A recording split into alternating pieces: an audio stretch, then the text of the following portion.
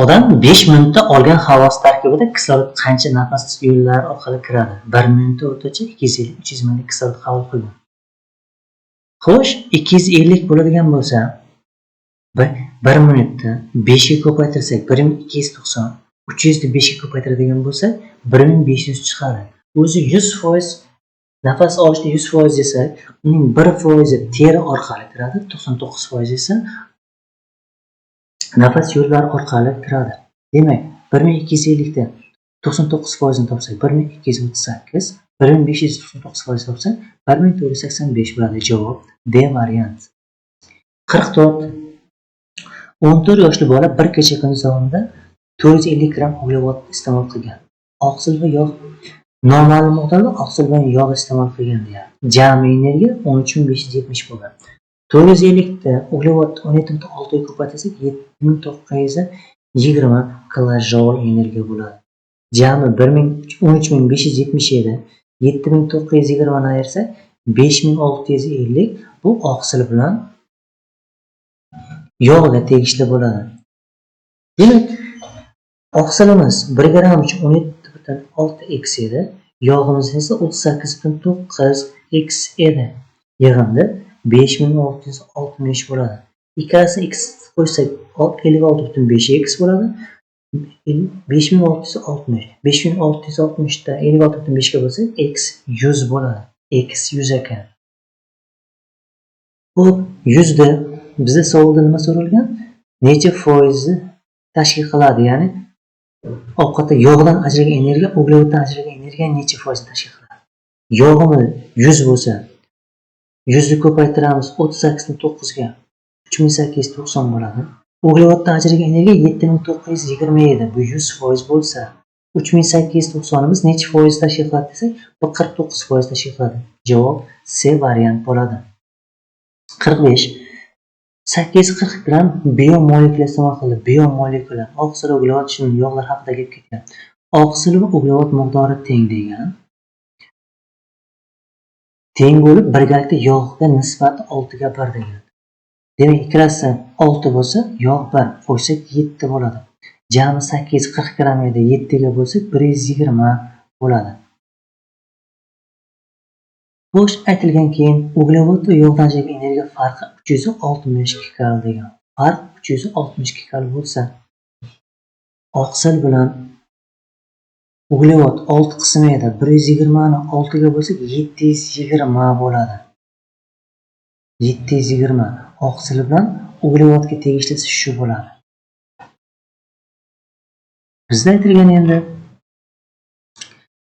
o'zi 120 bo'lsa agar yog'imiz 120 bo'lyapti. 6 qism esa bu 720 bo'lgani oqsil bilan uglevod bo'lgan. Yog' 120 ekan, 38.9 ga ko'paytsak 4668 kilojul bo'ladi. Endi aytgan yana uglevod va yog'dan ajragan energiya farqi 362 kalga teng degan.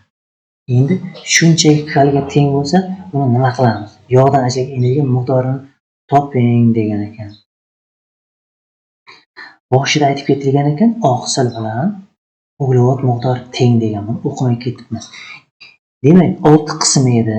6 qismda 120 ko'paytsak 720 bo'ldi-ku, shu 2 ga bo'lsak 360 gram oqsil, 360 gram uglevod bo'lyapti. Bizda yog'dan ajragan energiyani toping degancha 38 ko'paytsak 4668 javob D variant bo'ladi. 46. Abituriyentlar 3 kun iste'mol qilib 1, 2, 3 kun iste'mol qilib ovqat tarkibi oqsil miqdori 1.2 0.8 bo'lgan. Birinchi kun va 3-chi kun iste'mol qilgan uglevod miqdori teng deyapti. Birinchi kun bilan 3-chi kun iste'mol qilgan uglevod miqdori teng. Ikkinchi kun iste'mol qilgan uglevod miqdori 400 gram. Ikkinchi kun 400 gram bo'ladigan bo'lsa, o'sha kuni oqsil va yog' miqdori yig'indisidan 180 gramga ko'p bo'lgan deyapti. Uglevod oqsil va yog'dan 180 gramga ko'p bo'lgan. Demak, 400 gram bo'lsa, 180 ayirsak 220 gram qoladi, ko'p degan. 220 bu oqsil va yog'dagi ikkinchi kunniki. Sulaymonda birinchi kun 110 gram yog' iste'mol qilgan. Shundan keyin 10 grammdan kamayib borgan. Ikkinchi kunda 100 gram bo'lyapti, uchinchi kunda 90 gram yog' bo'lyapti. Boya ikkinchi kunda oqsil va yog' 220 edi-ku, shuning 100 gram yog' bo'lsa, ayirsak 120 qoladi. Bu oqsil bo'ladi. Mana nisbatlar bor edi. 1, 1/2, 0,8. 120 ni 1 ga ko'paytirib 1/2 bo'lsa, 100 gram oqsil iste'mol qilgan birinchi kun. 120 ni 0,8 ga ko'paytirib 1/2 ga bo'lsa, 80 gram oqsil iste'mol qilgan. 3 kun davomida jami hosil bo'lgan energiya miqdori 9550 kcal degan. Birinchi kun uglevoddan hosil bo'lgan energiya, uchinchi kun yog'dan hosil bo'lgan energiya farqi degan. Demak, 100 gram oqsillar topsak 300 gram, 4/1 ga ko'paytirsak 1230 bo'ladi gram, kcalda. Yog'imiz qo'shsak 300 bilan 9 ga ko'paytirsak 2790 kcal bo'ladi. İkinci kun uglevod 400 edi, 4/1 ga bo'lsak 1640 bo'ladi. 9350 dan 1230 da 1640 da 2790 desak 3690 bo'ladi. Bu uglevod edi. 3690 4/1 ga bo'lsak 900 bo'ladi, 2 ga bo'lsak 450. Demak, 450 nima uchun 2 ga bo'lyapmiz? Birinchi va uchinchi kunda uglevod miqdori teng degan. Javobda birinchi kunda uglevoddan hosil qilgan energiya 450 4/1 ga ko'paytirsak 1845. Uchinchi kunda yog'dan 90 gram 93 ko'paytirsak 837 farqi ayirsak 1008 bo'ladi. Javob A varianti.